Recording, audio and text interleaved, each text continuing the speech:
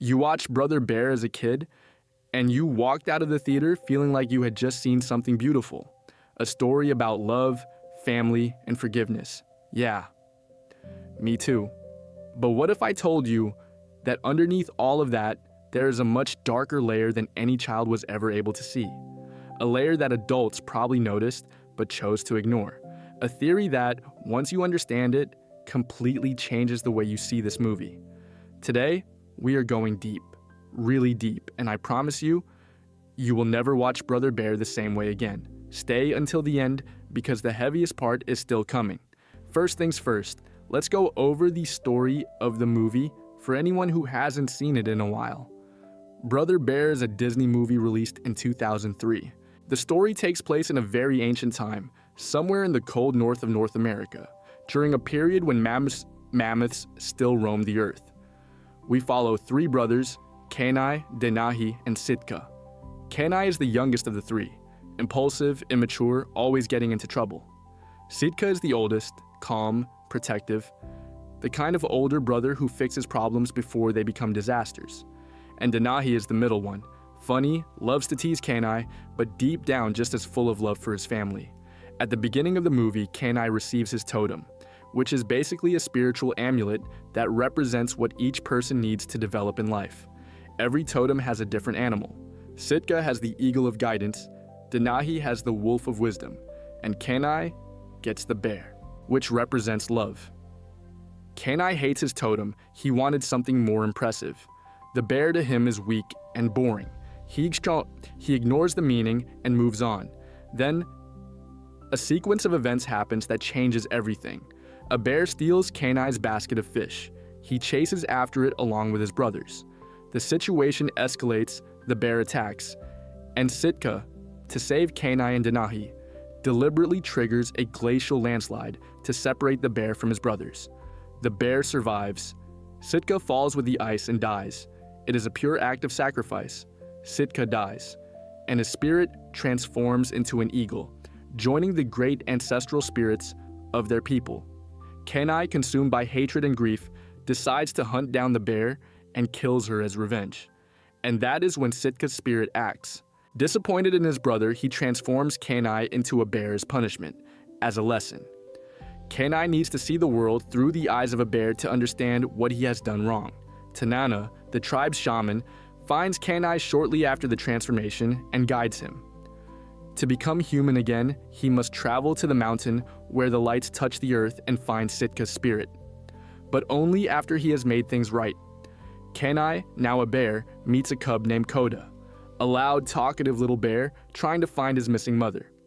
The two make a deal. Kenai will travel with Koda to the salmon run, where his mother will be waiting, and Koda in return will guide Kenai to the mountain nearby. Along the way, Denahi, who found Kenai's torn clothes on the ground and believes the bear killed his brother, spends the rest of the movie hunting him down. And there is a detail worth noting. At Sitka's funeral, Denahi told Kenai directly that he did not blame the bear for their brother's death. He blamed Kenai, and Kenai threw his totem away in anger and went to kill the bear anyway. The heaviest turning point in the movie comes when Koda tells the story of how his mother disappeared at a gathering of bears during the salmon run. And Kenai realizes that the bear he killed was Koda's mother. At the end, on the mountain, Sitka's spirit, in the form of an eagle, transforms Kenai back into a human. He has the choice to stay human. But when he realizes Koda needs him, Kenai asks Sitka to turn him back into a bear, and he chooses to stay a bear, to raise Koda as his brother. It is beautiful. It is emotional. Everyone cries. But wait a second. Because when you start analyzing some of the details of this movie more carefully, questions come up that Disney clearly never wanted you to ask. And that is where the dark theory begins. The first thing you need to notice is this. Who was really the aggressor in this story? We follow the movie from Kenai's perspective, so we tend to accept his version as the truth. The bear attacked, Sitka died, Kenai avenged his brother. End of story. But let's think about this from a different angle. Kenai and his brothers were in a situation where the bear stole their fish basket. But why did the bear steal the fish? Because she had a cub to feed, Koda. She was in survival mode, doing what any mother does, finding food for her child. The attack that led to Sitka's death did not come out of nowhere. It happened because the three brothers, especially Kenai, chased the animal down and cornered it. The bear did not wake up that morning planning to kill anyone. She was defending her own life after being hunted by humans. And here is a detail the movie actually shows, but is easy to miss. At Sitka's funeral, Denahi told Kenai directly that he did not blame the bear. He blamed Kenai. Kenai was the one who started everything by chasing the bear over a fish basket. So technically, Sitka's death was the result of Kenai's choice to go after the bear, instead of letting it go. And then Kenai killed Koda's mother as revenge for something that was largely his own fault to begin with. That is already heavy, but the theory goes much further. Pay close attention here, because this is where things get genuinely disturbing. There is an interpretation of this movie that says the following: Kenai was not transformed into a bear just to learn a gentle lesson. Kenai was transformed as punishment for a killing that had no real justification. And the spirit of Sitka, that calm, protective older brother, made that decision. Think about the weight of that. Sitka sacrificed his own life to save Kenai, and then, as a spirit, he punishes Kenai for his actions. There is no warmth in that. There is judgment. And more than that, the spirits knew exactly what they were doing when they placed Kenai in the presence of Koda. When Kenai becomes a bear and almost immediately encounters Koda, that is not a coincidence. The ancestral spirits have access to everything. They see the past and the present. Tanana is their messenger. They placed Kenai directly in front of the son of the bear he killed, on purpose. Why? So that Kenai would feel, in his own skin, what it means to lose someone because of unnecessary violence. Not just to feel it as a victim, but to feel it as the one responsible, as the person who created an orphan. But the theory gets even darker when you think about what this means for Koda. Koda spends the entire movie looking for his mother. The entire movie. He tells stories about her to Kenai. He speaks about her with such tenderness. You can feel how much this little bear loves his mother. And there is one scene in particular that is absolutely heartbreaking. When Koda is telling the other bears at the salmon run how his mother fought against human hunters on a glacier, and Kenai begins to realize what happened. That scene is one of the most emotionally devastating moments in 2000s animation. There is no blood, no explicit violence, but the realization that washes over Kenai and over the audience is brutal. Koda lost his mother, and the person responsible has been by his side the whole time, acting like a friend, without the courage to tell the truth. And that is where the dark theory really deepens. When Kenai finally tells Koda the truth, that he is the human who killed his mother, Koda runs away, and Kenai, devastated, heads up the mountain to find Sitka and turn back into a human. And you know what is the heaviest part of all? Koda comes back. Koda forgives Kenai. Koda accepts Kenai as his brother, but the trigger for that forgiveness is revealing. What changes Koda's mind is watching Rut and Took, the two goofy mooses in the movie, making up after a fight between them. Two ridiculous mooses arguing and reconciling is what convinces a bear cub to forgive the person who killed his mother. Is that a happy ending? Or is it something far more complicated because Koda was a cub? Still a child, at least by the developmental scale of bears. He just lost his mother. And now he is alone in the world, without family, without anyone to guide him. When he forgives Kenai and accepts him as a brother, the theory proposes that Koda is not acting from a place of healing or genuine love. He is acting from a place of desperation. Koda has no choice. He is a young cub alone in a world full of predators, human hunters, and brutal winters. Without an adult by his side, he would likely not survive. So when he forgives Kenai, he is not necessarily reaching some profound emotional conclusion. He is unconsciously attaching himself to the only being available to protect him. Who is exactly the person who killed his mother? This has a name in psychology. It is called traumatic bonding. It happens when a person, usually a child, forms an emotional attachment to someone who has caused them harm, or who holds power over them, simply because that attachment represents survival. Disney wrapped all of that in a beautiful song and an emotional hug. But what is actually happening in that scene, if you watch it with adult eyes, is a traumatized cub attaching to the cause of his trauma because he has no other option. And now I need you to look at Kenai from a different angle too. Kenai, by choosing to stay a bear, made a noble choice. Everyone will agree on that. He gave up his own humanity to raise the cub of the bear he killed. That is redemption. That is growth. But was Kenai being truly selfless? Or was the choice to stay a bear also, in part, an escape? Think about it. If Kenai had gone back to being human, he would have had to face Denahi, the brother who stood at Sitka's funeral and said out loud that the blame was on Kenai. He would have had to live among his community knowing that he killed an animal without real cause, that it cost his oldest brother's life, that he created an orphan. As a human, Kenai would have had to carry that weight visibly in front of everyone. As a bear, living with Koda in the world of animals, he escapes most of that weight. He finds a way to redeem himself that bypasses the judgment of his human community. He builds a new family in a world where the consequences of his human mistakes no longer exist in the same way. That does not take away the goodness of his choice, but it adds a layer of complexity that Disney probably never wanted you to process. Hey, before we keep going, if this content is making you think, if you are enjoying this kind of deep analysis, smash that like button right now, subscribe to the channel, and consider becoming a member. It genuinely helps keep content like this coming. Now let's keep going, because the heaviest part is still ahead. Let's talk about Denahi now. Denahi is the character that the dark theory perhaps treats most cruelly. For almost the entire movie, Denahi is on a mission to kill the bear he believes murdered his brother. He is grieving, he is furious, completely consumed by the desire for revenge. And here is the disturbing detail. Denahi is doing exactly what Kenai did at the beginning of the movie. Kenai lost Sitka and went to kill the bear out of revenge. Denahi loses Kenai, or believes he has, and goes to kill the bear out of revenge.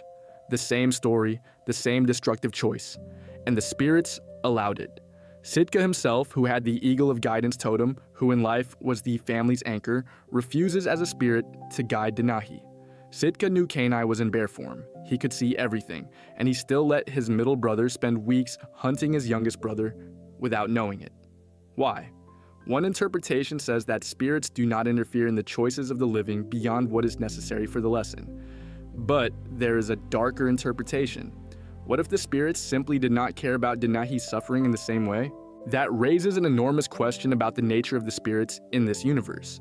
Are they truly benevolent, or do they have an agenda that does not necessarily align with the well-being of every character? Let's talk about Tanana. Tanana is the tribe's shaman, the spiritual healer, the only one who can communicate with the spirits, and she knows from the very beginning that Kenai was transformed into a bear. But she does not tell Denahi. Think about the weight of that. Tanana watches Denahi leave to hunt what he believes is the bear that killed his brother. She knows that bear is Kenai, and she stays silent.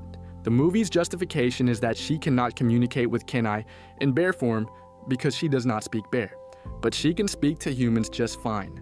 She could have walked up to Denahi and said, "The bear is Kenai." She did not do that, and there is more. She manages to appear wherever she needs to appear. She finds Kenai right after the transformation. She delivers the right message at the right moment.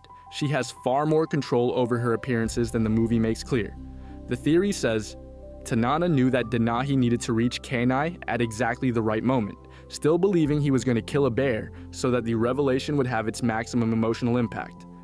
If she had warned Denahi too early, Kenai's arc of redemption might not have carried the same weight.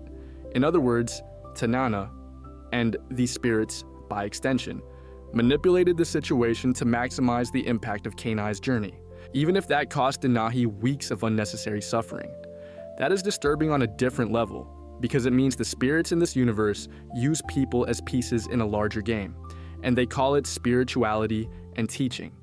Now I want to talk about something that very few people notice in this movie, and once you see it, you cannot unsee it. Kenai's totem is the bear of love. But in the universe of this movie, bears are seen by humans as dangerous, ferocious creatures to be feared or hunted.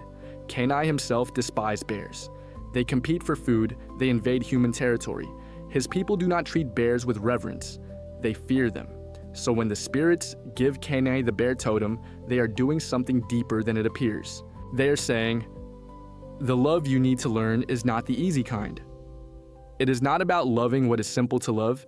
It is about loving what you fear the most. It is about finding humanity in the things you were taught to hate. And then they transform him into one of those exact creatures. This is not just a punishment, it is a forced initiation. The spirits, led by his own dead brother, did not ask for permission. They did not ask if he was ready. They simply transformed him without consent into a completely different being and threw him into the world. And the theory asks, is that actually fair? There is a tradition in many indigenous cultures of rites of passage that are intense, that push young people to their absolute limits. And Kenai's transformation clearly draws from that inspiration. But even in the most intense rituals, the young person usually knows what is coming.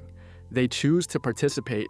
Kenai chose nothing, he was caught completely off guard and woke up in a different body. The theory proposes that, however beautiful the outcome, the method the spirits used was a violation. And the movie asks us to applaud that ending without ever questioning whether the process was just. There is one more layer to this theory that involves the question of identity. When Sitka transforms Kenai back into a human at the top of the mountain, Kenai looks different. There is a different quality to him, as if the experience changed something fundamental that cannot be undone. And the theory raises this: Kenai the human effectively died the moment he was transformed. The being that briefly returned to human form was no longer the same Kenai who grew up in that village, who had plans, who had a life, who had an identity within his community. That Kenai was erased by the transformation. The being that exists now is a hybrid creature, carrying the memories of the human but living the life of the bear. This echoes folklore from around the world about transformations that are irreversible. Not because the body cannot return, but because the soul has already gone somewhere else. Kenai in bear form is not simply redeemed. He is permanently transformed, and not necessarily in the way he would have chosen if he had been given all the information from the beginning. Subscribe and drop a like if you're still with me. Let's finish this. And now, let's get to the question that might be the most disturbing of the entire theory. What happens to Kenai's community after he disappears? The movie treats this in a very surface level way. Denahi accepts the situation, the spirits appear, everything looks beautiful. But think about the human reality behind that. Kenai was the youngest son. Sitka, the oldest, died in a tragic sacrifice. And now Kenai is going to live as a bear. Their family lost all three sons. One dead saving his brothers, one transformed into a bear, and Denahi, who is now going to live how exactly? Alone? Having accepted that his brother chose to be a bear? The community accepts Kenai as a bear at the end, but that does not erase the cost. An entire family was dismantled. The movie never shows Kenai's parents, and that is not by accident in the Disney tradition, but the weight is still there. The theory completes the picture. The human cost of Kenai's spiritual journey was enormous, and the spirits, who could have offered other options, chose the path of maximum dramatic impact without considering the damage to the people around him. But now, I want to bring the theory back to something more personal, to what the movie is trying to say about us, human beings, and our relationship with nature. Brother Bear was released in 2003. At that time, conversations about deforestation, extinction of species, and the predatory relationship between humans and the natural world were present, but not as urgent as they are today. The movie uses a narrative inspired by indigenous North American peoples, adapted for Disney's Davi young audience, to send a message. Humans who violate nature out of anger or greed will face the consequences. Kenai killed an animal without real cause. It was pure revenge. And he paid an enormous price. But the dark theory asks, what is the implicit message underneath that? The message seems to be respect nature or suffer the consequences. But the consequence for Kenai was being forced to become part of nature, to literally give up his humanity. That is a punishment disguised as a gift, or a gift disguised as a punishment, depending on how you look at it. And the underlying message, which Disney probably did not realize it was embedding in there, is this. To truly reconnect with nature, a human being must stop being human. That is not optimism. That is almost a condemnation of humanity as a category, as if human beings by their very nature are incapable of coexisting with the natural world without destroying it, and the only solution is the dissolution of human identity. For a Disney animated film from 2003, that is pretty heavy. Now I know some of you might be thinking, but the movie is beautiful. Why ruin it with dark theories? I understand that feeling. And I am not saying Brother Bear is a bad movie. Quite the opposite. The reason this theory is so fascinating is precisely because the movie is good enough to hold up under this kind of analysis. Shallow films do not generate deep theories. When you can dissect a piece of work and find layers of complexity coexisting with the main narrative, that is a sign of quality, even if it was unintentional. Disney, in trying to tell a simple and beautiful story about love and family, accidentally created something with far more texture than it intended. After everything we have talked about, I want to propose a final rereading of the movie. There is a sequence in Brother Bear, short but powerful, where Kenai, already in bear form, is trying to understand the world around him. And he realizes that the animals have conversations, that they have families, personalities, senses of humor, fears, that their world is just as rich as the human world, only completely invisible to humans.